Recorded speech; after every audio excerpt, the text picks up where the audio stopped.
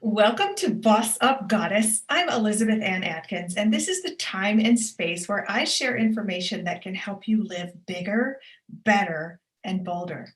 Some nights I invite wise women who come on and share their tips for how to boss up to yourself and to the world. And tonight I'm going solo. So I have a mix of solo and guests, and it's all about empowering you to boss up and be the goddess that you're meant to be. And by goddess, I mean powerful, peaceful, someone who is living her life on her own terms and loving it, facing the challenges with courage and strength and power, and doing it anywhere despite the fear. I've learned so many things over the years, and it's my mission to share my wisdom, my experience and expertise with you. So tonight, I feel this urgency to share 5 things that can help you follow the calling in your heart and soul and finally make it happen. Stop making excuses. Stop putting it off. Stop saying someday. Now is the time. And let me tell you why. There's a great awakening. The world has awakened to injustices and other problems. And so not only is the world awakening, but individuals are awakening. There's a shift in the collective consciousness that's enabling us to all awaken to our purpose. And all of us are born with a mission that is so much bigger than ourselves, and a mission that is our life assignment. And it's our responsibility to discover what it is and take action to make it happen. Because not only in doing that will you help many, many people everywhere, you will also be richly rewarded in ways that you can't even measure. And so I want to share these 5 tips with you right now that can help you step into your power. Very importantly, we do that when we're ready. It can't be forced. We're all on our own life trajectory, and we make changes when we're ready. The addict doesn't get clean and sober until they're ready, not when other people try and intervene. The person doesn't lose weight until he or she is ready for their own reasons to commit to that new lifestyle change. So when you're ready to boss up, goddess, this information can help you. This is all information that I've used over many years to transform from the inside out, from really negative, hateful self-talk to food addiction. Sugar was my drug of choice. A terrible battle with food, fat, body image, abusing my body in ways that made my mind just really off balance, and I felt terrible. Going through an awful divorce, dealing with abuse, overcoming a lot of different things. And I finally put into practice many, many things that I share on this show. And these 5 steps are things that you can do when you wake up and decide, I've had enough. I'm ready to change. I'm ready to step forward fearlessly and fiercely.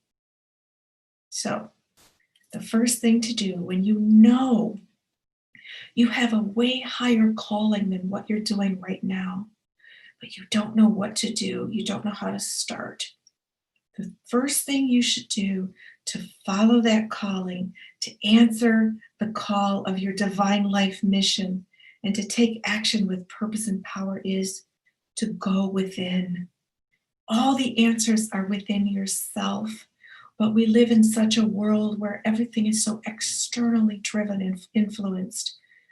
How we're supposed to look, how we're supposed to dress, how we're supposed to sound when we talk, where we're supposed to live, what we're supposed to own, what we're supposed to aspire to. And a lot of times that template that society provides for us is all in the 3D world, and we just don't fit. And we know, even if it looks beautiful on the outside, a lot of times on the inside we feel empty. We feel miserable because we're forced into this template that somebody else constructed, and there we are. It might look like a gilded cage, but We as women often wake up inside of that gilded cage and don't want to stay there. But what do you do? How do you move forward? How do you escape that lifestyle or that situation, that mindset? You go within. Now, meditation is a very important part of bossing up to be the goddess that you are. But if you don't know how to meditate yet, just sit quietly, shut out the noise of the world, play some soft music, do some deep breathing, and just go within with the intention of getting answers. I did that yesterday. I was brainstorming, and all of a sudden I knew I had to meditate, and I did. And all these ideas, like a wellspring, just burst up like this explosion, this geyser. And I had to write it all down really fast because it came so quickly. And it was information that I would not have been able to hear in the busyness of my daily life. I had to lay on the sofa, close my eyes, put on my meditation music, and listen. And that's when the guidance comes. When you set the intention to find out from your inner voice or spirit, whatever your beliefs are, that guidance will come to you. But you have to get quiet and shut out the noise and shut out the voices in our heads of other people. Oh, what will they think? Oh, they want me to do this. Or the expectation is that I do this, that, and the other. No. What do you want in your heart and your soul? Get quiet. And even if the answer terrifies you, just sit with that because the next 4 steps are all about it. So once you start to percolate with these new ideas and this vision of the life that you want to create, this mission that you want to follow, this purpose and passion that you want to share with the world that becomes your legacy, then you need to ask for help from a higher power if you believe in that. So you can ask spirit, God, ancestors, angels. They're there. That power is there to help you, but you have to ask. And when you ask, it is given. But you have to ask and you have to know what to ask for, even if what you're asking for is guidance or more clarity on how to proceed. So, first, you're going to get quiet with yourself. You're going to hear something or just know that you're seeking answers. Secondly, you're going to ask for divine guidance, which can come from your inner voice, your higher self. It can come from the divine, the spirit realm, angels, God, whatever your beliefs are. But there is that universal force that's there to help you. You simply have to ask. And you will be amazed how things start to synchronize as the divine spirit orchestrates a path for you to follow. People will show up. You'll hear something on the radio or on TV or see something on the internet that is information that you need to answer your questions about what to do. So that's number 2. Ask for guidance from spirit or whatever spiritual beliefs you have. Or if you have none, just ask inside from your higher self. It's like above your own thinking mind. And you will hear answers. Your inner voice will speak to you. You have to be still and silent in that solitude. It's magic. It's like a laboratory of yourself. The third thing to do is in human form. Once you start to get some ideas, or even if you're still confused, the third thing to do is seek help from a professional who can guide you to figure out how to proceed. What is your calling? What should you do, and how can you make it happen? Now, these days, typically a coach, a life coach, a business coach, a spiritual mentor, or a traditional mentor can guide you because they have the wisdom, the experience, the vision, the structure that can help you embark on that path to achieve and execute your divine life mission. They can help you create a schedule and everything you need to do to make it happen in the 3D. So, number 3 is work with someone who can help you, a coach or a mentor. There's so many powerfully skilled professionals who are amazing at what they do. So I would suggest that you ask your circle, your network for referrals so that you can find someone that you trust and has a track record of actually transforming lives in the way that you're seeking. And if you don't know anybody, there's a lot on the internet, and just start looking around and watch videos on YouTube and see if there's anybody that you connect with, or listen to that voice within yourself that'll say, they're the one. So work with a professional who can guide you through this transition as you awaken to your purpose and your power and your mission. The fourth thing is this is big. You have to make time and space in your life to make this happen. So for me, when I decided to do Boss Up Goddess, this show, I decided that every night at 8 o'clock, I would go live on YouTube. This is my show. This is my message. It corresponds with my new book, Boss Up Goddess, Start Living Your Effing Potential. I have a message that's been percolating in my life for decades that I have to share. And it's my mission, it's my purpose, it's my passion. And I made that commitment. I made the time and the space, 8 o'clock every night, YouTube live, Boss Up Goddess. And that's a way that I'm bossing up to myself. I'm honoring that commitment. I'm preparing my messages. And here I am. I'm showing up. And so creating the time and the space. Now that manifests in many different ways, but most importantly, as you're embarking on this process of figuring out how to execute your divine life mission, you need time just to think, to process, to shift, and figure out where you are, where you've been, and where you want to go. And very importantly, you can look back and see where you've been, but do not allow that to serve as any type of roadblock for your future. I want to share real quick. I was all set back in March of 2020. I set up a home studio. I set up a bedroom I transformed it into my home studio. I got new equipment, lighting, cameras, audio, background, you name it. I was hooked up, and I had a crew, camera people, professionals who'd worked at network news, who were going to come and be my crew to start my show. Then the pandemic hit, and I was all by myself, and I was personally choosing not to have people coming in and out of my home to help me with the show. And I froze. I watched all kinds of YouTube videos about, how to do this and how to launch and how to do videos and how to do a show, and etc. And for 5 years, I've been co-hosting a talk show that airs all across Michigan on different networks. And we were nominated for an Emmy Award in the category of interviewing.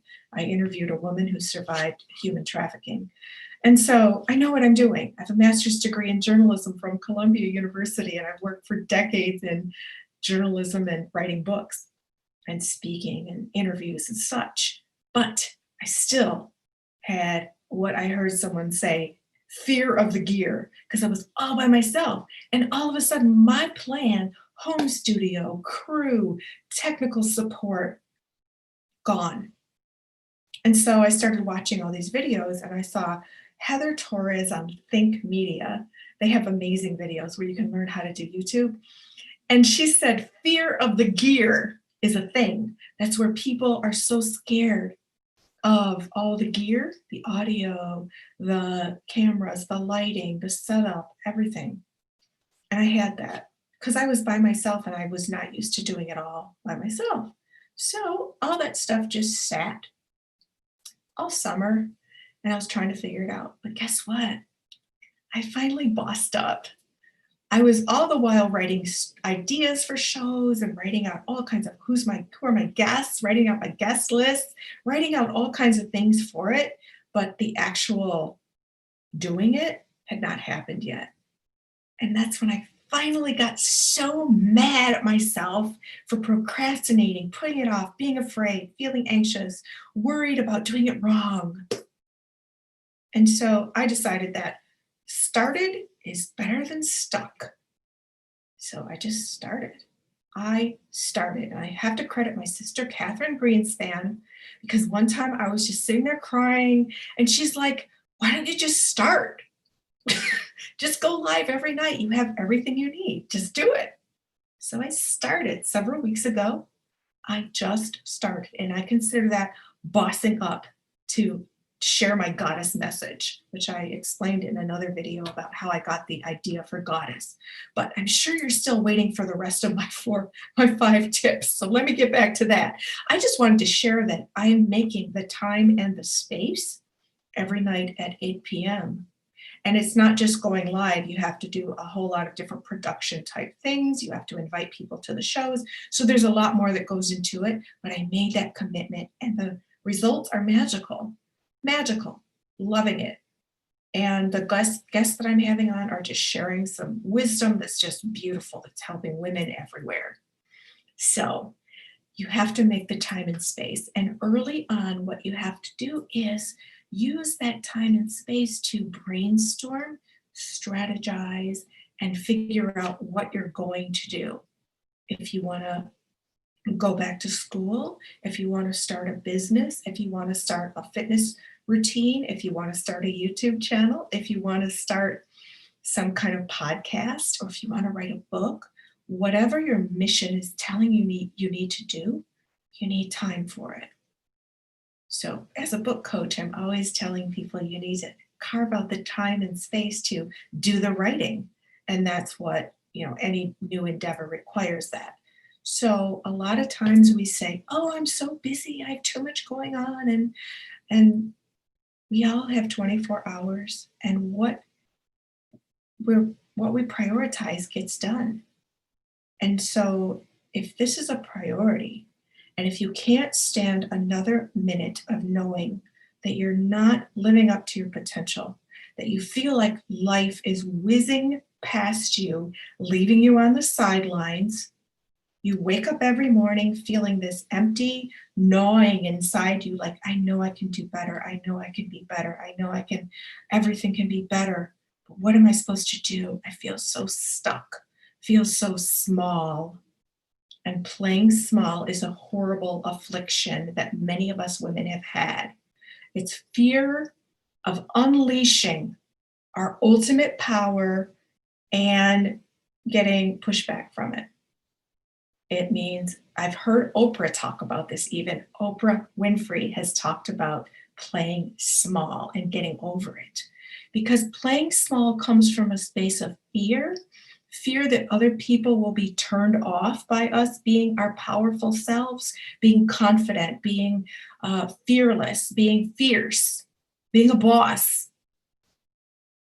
And so if you play small, you allegedly play safe. But what that really does is makes you freaking miserable because you know you're not speaking up. You're not living up to your potential. You're not making the money you want. You're not having the business opportunities you want. You're not thriving in the relationship because you're not speaking up. Or maybe you're in the wrong relationship if you can't speak up in it. And so there's consequences, but the consequences are not consequences, they're rewards. We get rewarded when we speak up.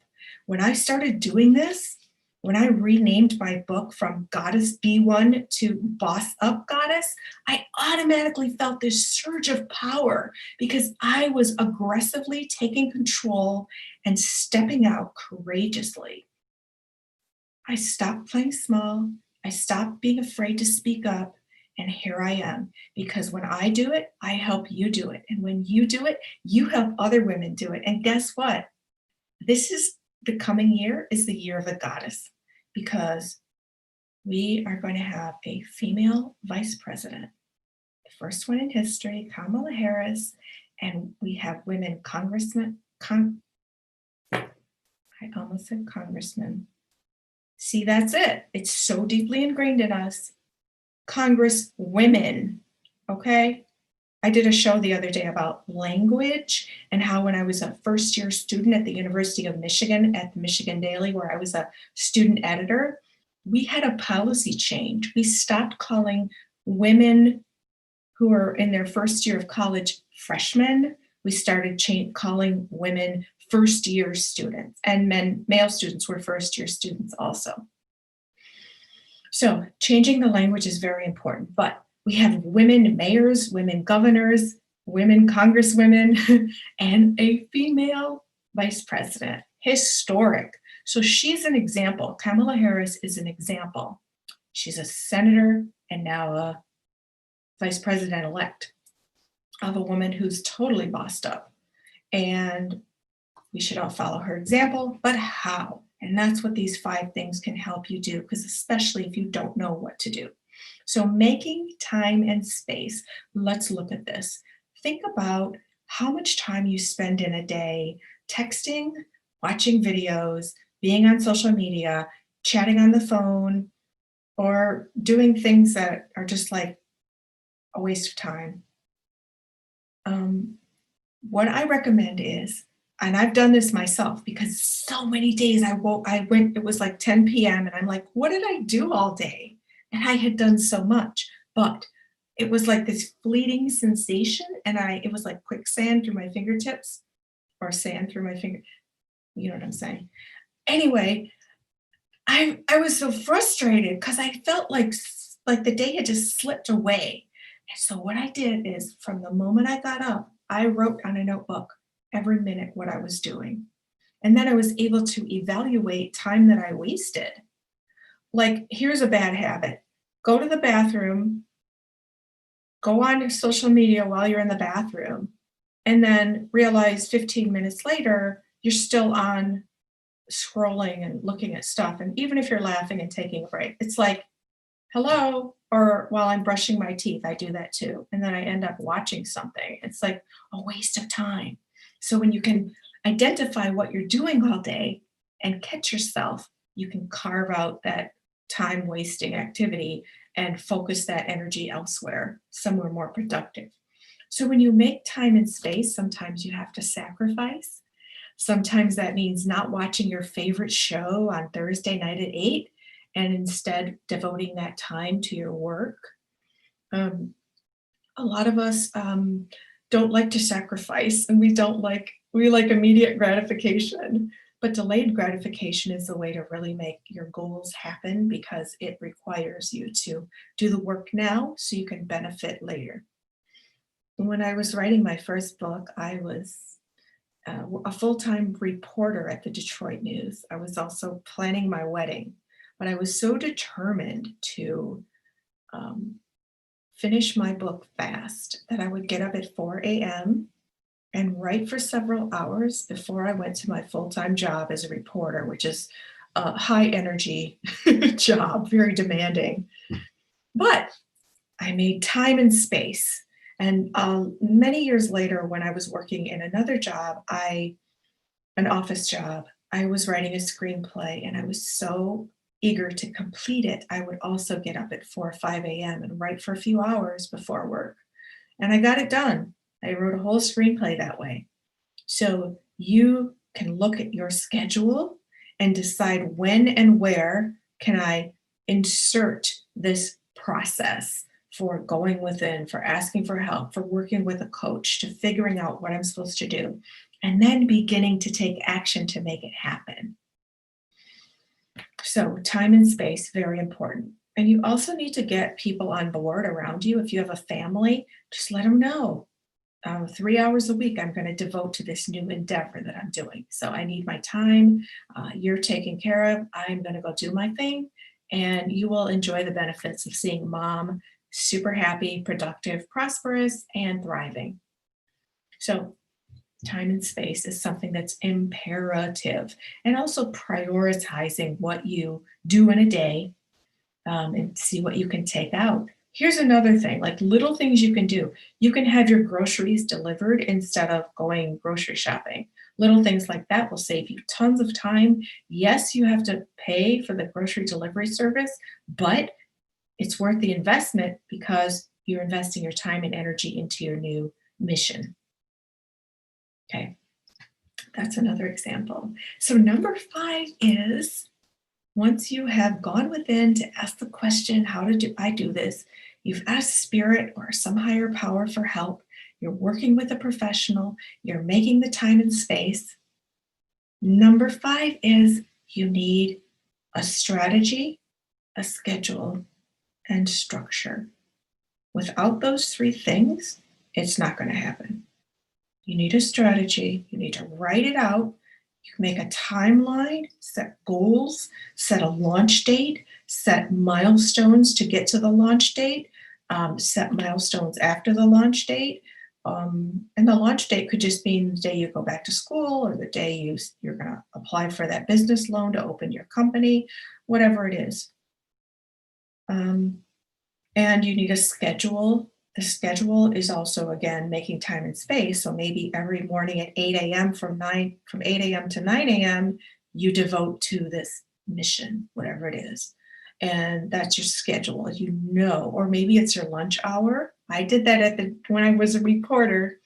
I would sit in the cafeteria every day at lunchtime and write because I was just, again, obsessed with getting it done. And that's what's going to happen. Once you begin that first step of all these things I'm sharing, once you begin that, you are going to have such momentum, such excitement. You're actually going to wake up in the morning excited to get up and get at it.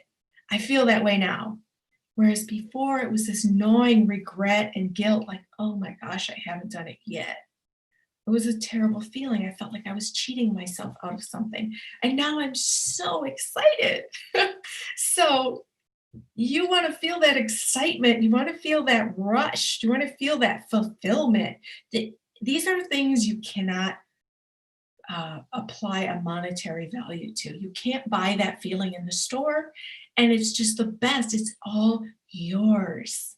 It's amazing. It's such an example of bossing up because you're doing your thing your way on your terms, on your own time. Amazing. So, strategy, structure, schedule. When you work with a professional coach or mentor, they're going to assist you because they actually have a lot of experience of helping people do this, setting timelines, making a checklist of what they have to do to accomplish this particular goal. So rely on their expertise, and they can also help you with different software and different, scheduling strategies and time management, energy management. Energy management is way more important than time management. And that's another thing in this process is understanding yourself. So when is your highest brain power energy? Is it in the morning? Do you wake up in the middle of the night ready to work? Do you like to stay up all night or stay up late? Is it the middle of the day? When is your highest energy most likely to allow you to get into your genius zone? If you don't know, you should start watching your body's rhythms and your energy level throughout the day. And so I know for me, my brain power after my green drink, a green goddess smoothie in the morning, is just revved. So I have to maximize my creativity at that time. I know that some of my best ideas come then or after I've gone for a run or lifted weights and also after yoga and meditation. So I know those three things really rev up my brain and help me launch into the genius zone where I get my best ideas. So what's yours? You need to know that. You also need to know regarding food and drink and sleep and activity and what diminishes your energy and what enhances your energy.